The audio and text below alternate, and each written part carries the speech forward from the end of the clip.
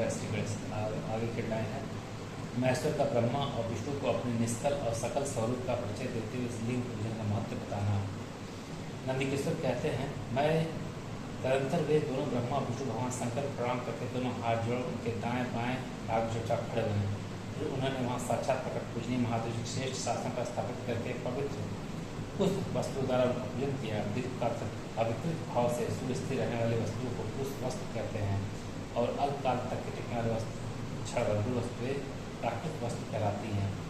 इस तरह वस्तु की दो बात भेद जानी चाहिए। किन पुरुष वस्तुओं से उन्होंने भगवान शिव पूजन किया यह बताया जाता है। हार, नुपुर, केयूर, किरीट, मणिमय, कुंडल, यज्ञोपवीत, उत्तरीय वस्त्र, पुष्पमाला, रेशमी वस्त्र, हार, मुद्रिका, पुष्प, कपूर, चंदन एवं अगरू का लेप, शुक्र, दीप, स्वच्छत्र, व्यंजन, ध्वजा, चंवर तथा अन्य दिव्य उपहारों द्वारा जिनका वैभव वाणी और मन की बहुत से परे था, जो केवल पशुपति परमात्मा के ही योग्य थे और जिन्हें पशुबद्ध जीव कदापि नहीं पा सकते।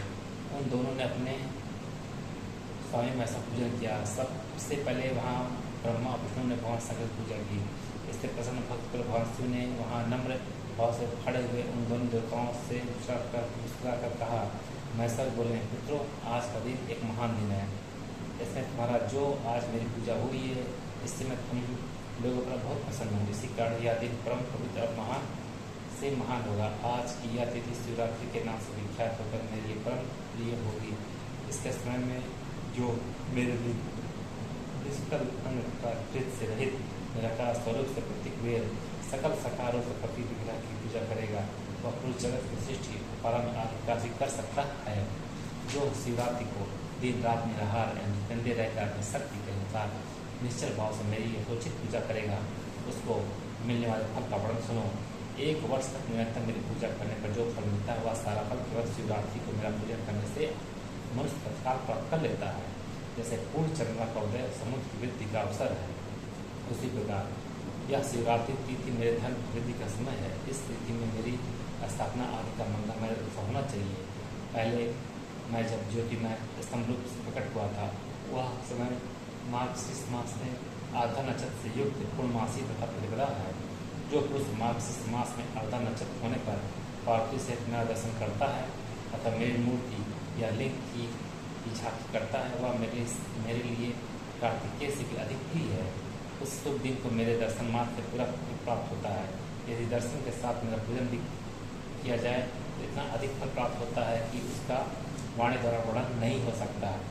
वहाँ पर मैं लिंग रूप से प्रकट होकर बहुत बड़ा हो गया था, अतः उस लिंग के कारण यह भूतल लिंग स्थान के नाम से प्रसिद्ध हुआ। जगत के लोग इसका दर्शन और पूजन कर सके, इसके लिए यह अनादि और अनंत ज्योति स्तंभ अथवा ज्योति लिंग अत्यंत छोटा हो जाएगा। यह लिंग सब प्रकार के भोग सुलभ कराने वाला था। भोग और मोक्ष का एक मात्र साधन है। इसका दर्शन स्पर्श और ध्यान किया जाए तो यह प्राणी को जन्म और मृत्यु के कष्ट से छुड़ाने वाला है। अग्नि के पहाड़ जैसा जो यह सीढ़ी यहाँ प्रकट हुआ है, इसके कारण यह स्थान अरुणाचल नाम से प्रसिद्ध होगा। यहाँ अनेक प्रकार के बड़े बड़े तीर्थ प्रकट होंगे। इस स्थान में निवास करने बनने से जीव को मोक्ष तक हो जाएगा। मेरे दो रूप हैं, सकल और निष्कल। दूसरे किसी के ऐसे रूप नहीं है। पहले मैं स्तंभ रूप से प्रकट हुआ, फिर अपने साक्षात रूप से ब्रह्मा भाव मेरा निष्कल रूप है और महेश्वर भाव सकल रूप है। ये दोनों मेरे ही सिद्ध रूप हैं। मैं ही परब्रह्म परमात्मा हूँ। कलायुक्त अवकल मेरे ही स्वरूप हैं। ब्रह्म रूप होने के कारण मैं ईश्वर भी हूँ। जीवों पर अनुग्रह आदि करने वाला कार्य है। ब्रह्मा केशव मैं सबसे बृहद और जगत की वृद्धि करने वाला होने के कारण ब्रह्म कहलाता हूँ। सर्वत्र समरूप से स्थित और व्यापक होने से मैं ही सबका आत्मा हूँ। सर्ग से लेकर अनुग्रह तक आत्मा ईश्वर से भिन्न जो जगत संबंधी 5 कृत हैं वे सदा मेरे ही हैं।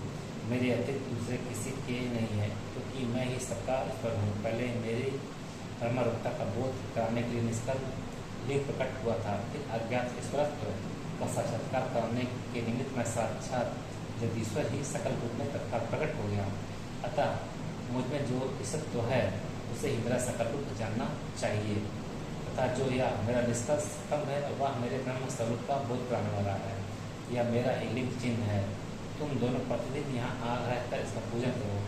यह मेरा ही स्वरूप है और मेरे समीप की प्राप्ति करने वाला है। लिंग और लिंगी में नित्य भेद होने के कारण मेरे इस लिंग का महान पुरुषों को भी पूजन करना चाहिए। मेरे एक लिंग की स्थापना करने का यह फल बताया गया है। उपासक को मेरी समानता की प्राप्ति हो जाती है। यदि एक के बाद दूसरे शिव लिंग की स्थापना कर दी जाए तब तो उपासक को फलस्वरूप से मेरे साथ एकत्र साइज मोक्ष का रूप फल प्राप्त होता है। प्रधानतः शिवलिंग की स्थापना करनी चाहिए। मूर्ति की स्थापना उसकी अपेक्षा गौण कर्म है। शिवलिंग के अभाव में सब ओर से सर्वैव मुक्तियुक्त होने पर भी वह स्थान नहीं कहलाता। धन्यवाद।